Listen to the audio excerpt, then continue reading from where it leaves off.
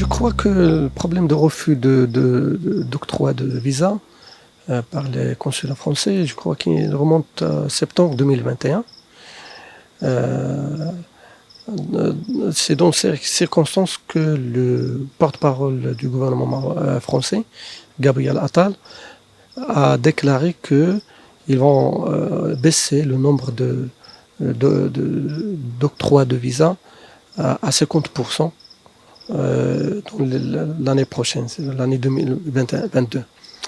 Alors, apparemment, ils ont mis en œuvre cette décision et énormément de Marocains leurs demandes ont été refusées.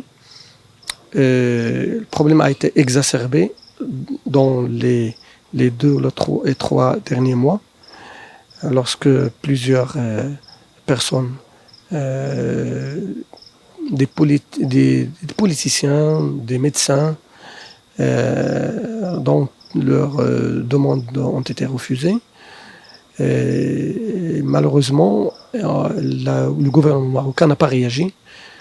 Et bien sûr, la souffrance est vraiment énorme et ne se limite pas uniquement aux Marocains qui ont demandé les visas, mais aussi aux agences de voyage qui ont assumé la responsabilité de faire les procédures aussi administratives.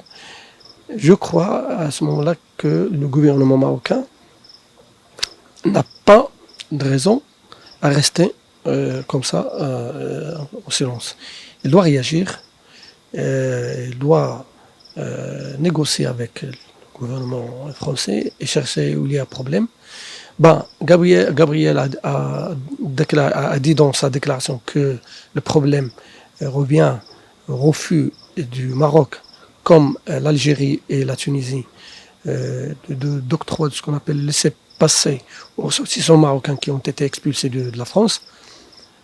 Si ce motif est raisonnable, eh ben, le gouvernement doit assumer sa responsabilité et entamer une démarche de négociation pour l'essentiel pour nous, c'est pour résoudre le problème d'octroi de visa. Il ne faut pas mélanger entre le droit de circulation des personnes et les politiques de migration. Ce qu'a fait le gouvernement français, c'est qu'il a mélangé entre les deux dossiers qui sont différents. Et le problème, c'est que on a senti une certaine passivité du gouvernement marocain, et là où il y a le problème.